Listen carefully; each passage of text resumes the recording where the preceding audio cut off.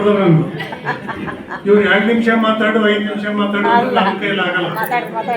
ಆ ದೃಷ್ಟಿಯಿಂದ ಆಯೋಜಕರ ಸಮಯದ ಕೊರತೆಯನ್ನು ಕೂಡ ಗಮನದಲ್ಲಿಟ್ಕೊಂಡು ಮಹಿಳೆ ಮತ್ತು ಸಾಹಿತ್ಯ ಅನ್ನೋ ವಿಚಾರವಾಗಿ ನಾನು ಪ್ರಿಪೇರ್ ಆಗಿ ಬಂದವನಲ್ಲ, ಯಾರೋ ಬರದೇ ಇದ್ದದಕ್ಕೆ ನನಗೆ ವಿಷಯ ಕೊಟ್ಟಿದ್ದಾರೆ. ಆದ್ರೂ ಪರವಾಗಿಲ್ಲ.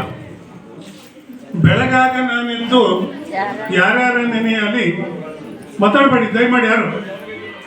ಬೆಳಗಾಗ ನಾನಿದ್ದು ಯಾರ್ಯಾರ ನೆನೆಯಲ್ಲಿ ಎಳ್ಳು ಜೀರಿಗೆ ಬೆಳೆಯೋಳ ಭೂಮಿ ತಾಯಿನ ಎದ್ದೊಂದು ಗಳಿಗೆ ನೆನೆದೇನ ಒಂದ್ಸಾರಿ ನೆನೆಯೋಣ ಅಂತ ಹೇಳ್ತಾರೆ. ಇದು ಜಾನಪದ ಸಾಹಿತ್ಯ. ಸಾಮಾನ್ಯವಾಗಿ ಈ ಮಹಿಳೆ ಮತ್ತು ಸಾಹಿತ್ಯ ಅನ್ನೋ ವಿಚಾರ ಮಾತಾಡುವಾಗ ಮಹಿಳೆಯರಲ್ಲಿ ಸ್ವಾಭಾವಿಕವಾಗಿ ಸ್ವಲ್ಪ ಈರ್ಷ್ಯಾ ಗುಣ ಇರುತ್ತೆ. ಈರ್ಷ್ಯಾ ಗುಣ ಬಾಳ ಬಂಗಾರ ಹಾಕ್ಯಂಬಂದ ಹೆಣ್ಮಗಳನ್ನ ಬಂಗಾರ ಇಲ್ಲದೆ ನೋಡೋದು ಅದು ಸ್ವಾಭಾವಿಕ ಅಲ್ವಾ? ಇಂಥದ್ದೇ ಒಂದು ಸಾಹಿತ್ಯವನ್ನ ಒಬ್ಬ ಹೆಣ್ಮಗಳು ಬಹಳ